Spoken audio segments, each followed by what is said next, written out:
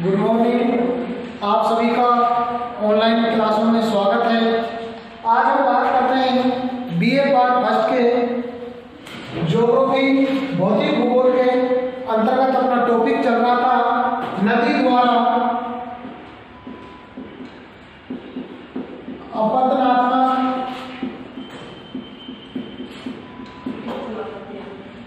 इस तरह करती हैं,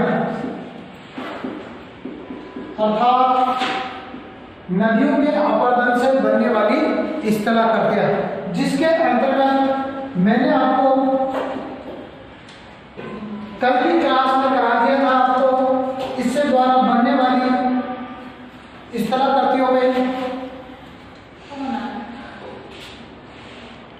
यार राहुल से नहीं कोई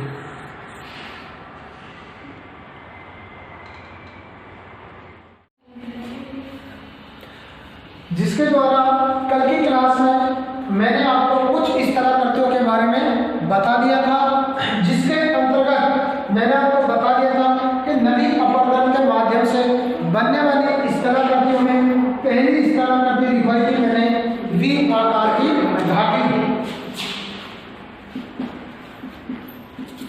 वी आकार की घाटी, जिसके अंतर्गत बताया था मैंने आपको कि जब नदी के माध्यम से इस तरह करती के कटाव के अंतर्गत इसके तीव्र गति से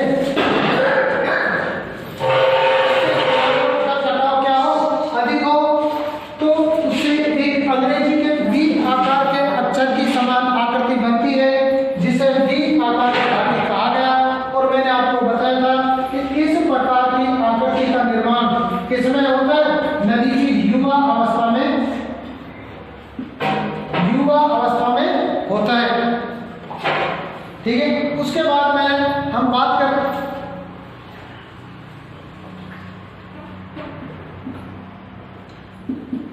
उसके बाद बताया था मैंने आपको क्या करना था। उसके बाद गोर्ज,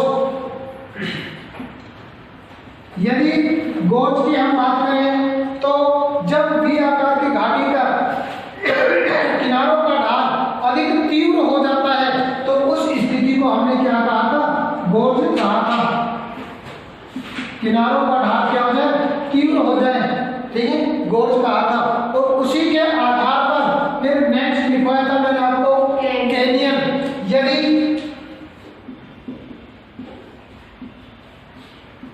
यदि गोर्ज का विस्तार अर्थात गोर्ज का कटाव और भी तीव्र हो जाए, किनारों का कटाव और तीव्र हो जाए, जबकि जो इसकी तलहटी था वो कुछ सपाट है, तो उस स्थिति का जो ग्रह था वो कहलाता है क्या?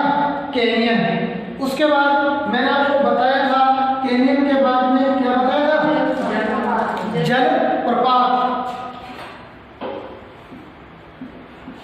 जब जल ऊंचाई के साथ गिरता है तो उस स्थिति से बनने वाली इस तरह करतियों को हमने क्या कहा था? जलप्रपात कहा था। फिर उसके जलप्रपात के बाद मैंने आपको कराया था शायद जलघटी का, छिपरी का,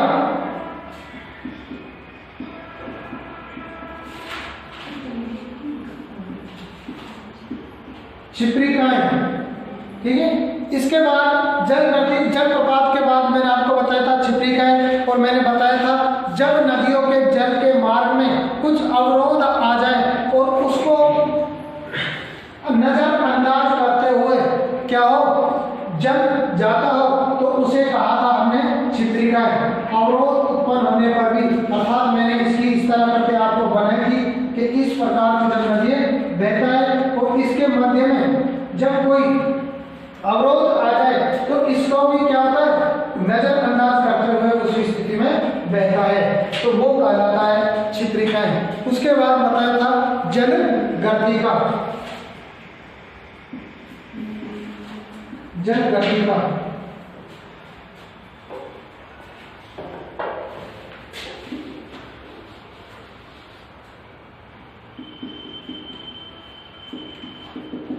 अर्थात जब जल ऊंचाई से गिरता है तो उसके वेग के कारण अर्थात दबाव के कारण कुछ गड्ढे बन जाते हैं। क्या बन जाते हैं? गड्ढे बन जाते हैं उन्हें कहा था हमने जल गर्तिका। उसके बाद लिखवाया था मैंने आपको नदी वेदिका। नदी वेदिका लिखवा दिया था ना। नेक्स्ट लिखो अपना नदी वेदिका।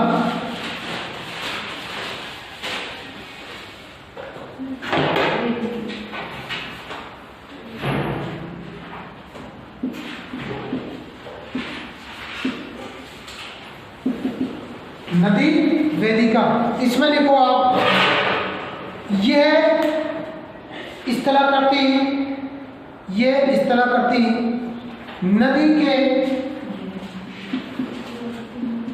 प्रौढ़ अवस्था में, नदी के प्रौढ़ अवस्था में, यह स्थला करती नदी के प्रौढ़ अवस्था में निर्मित होती है।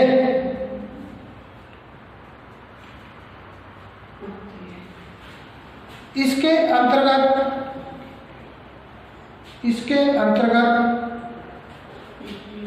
अपर्दन चौड़ी पट्टी में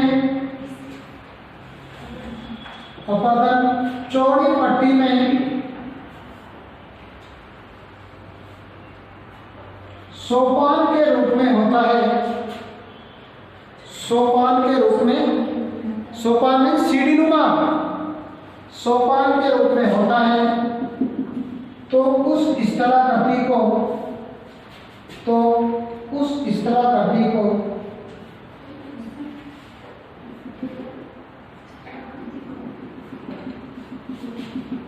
नदी वेदिका कहा जाता है।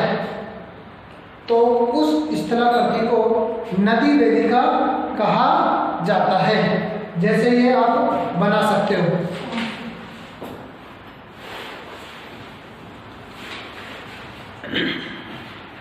नेक्स्ट स्थलाकृति है अपनी नदी विसर्ग।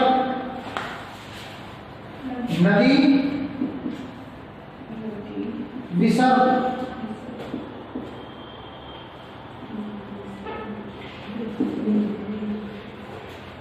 देखो, जो इस प्रकार की अवस्था बनती है वो नदी के वृद्धावस्था में, नदी की वृद्धावस्था में बनती है। और यदि हम बात करें तो इस स्थलाकृति का निर्माण के साथ साथ क्या करता है, अपर्दन तो होता ही। इसका जब नदी का, या आप कह सकते हैं इसका जब स्थापना होती है, या आप कह सकते हैं इसका जब निर्माण होता है, तो इसके अंतर्गत अपर्दन के साथ साथ निक्षेपण की प्रक्रिया क्या हो जाती है, प्रारंभ हो जाती है। अर्थात जब निक्षेपण की प्रक्रिया प्रारंभ हो जाती है तो इसमें कुछ अवरोध उत्पन्न हो जाता है।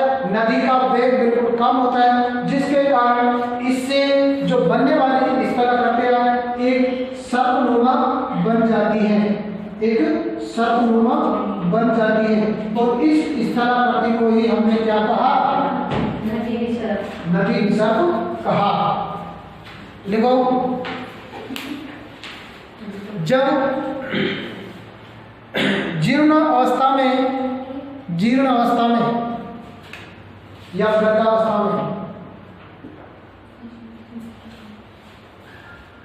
में नदी का प्रवाह होता है तो यहां पर अपर्दन के साथ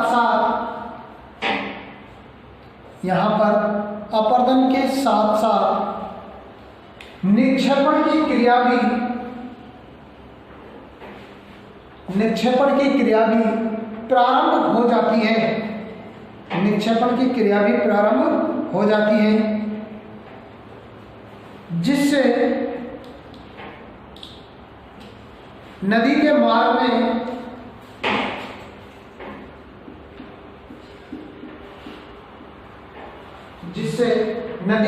में अवरोध उत्पन्न हो जाता है, जिससे नदी में एक विसर्प जैसी स्थलाकृति का निर्माण होता है। नदी में एक विसर्प जैसी स्थलाकृति का निर्माण होता है जिसे नदी विसर्प कहा जाता है, जिसे नदी विसर्प कहा जाता है। समप्राय मैदान,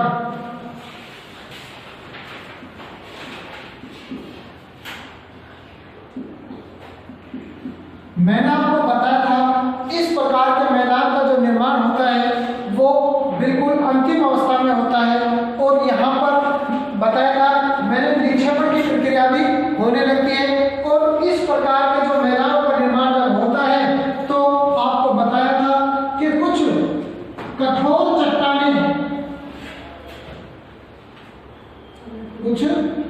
चट्टानें टीले नुमा खड़ी हुई दिखाई देती हैं, जबकि उनके मध्य में क्या हो जाता है, मैदान निर्मित हो जाता है। और इन टीले नुमा खड़ी हुई चट्टानों को ही डेविस महोदय ने क्या नाम दिया था, क्या दिया था? डेविस महोदय ने ये जो टीला नुमा कुछ चट्टानें क्या थी खड़ी हुई दिखाई देती हैं, जबकि कठोर चट्टानें खड़ी हुई दिखाई देती हैं और जो कमजोर चट्टानें होती हैं अर्थात जो कोमल चट्टानें होती हैं वो आसानी से कट जाती हैं, जिससे मैदान का जो निर्माण होता है ये मैदान है, ठीक है। इन मैदानों का तो निर्माण हुआ है लेकिन इनके बीच बीच में कुछ टीले खड़े दिखाई दे रहे हैं और जो ये टीले खड़े दिखाई दे रहे हैं इसका क्या है, कठोर चट्टानों के हैं और इसको डेविस महोदय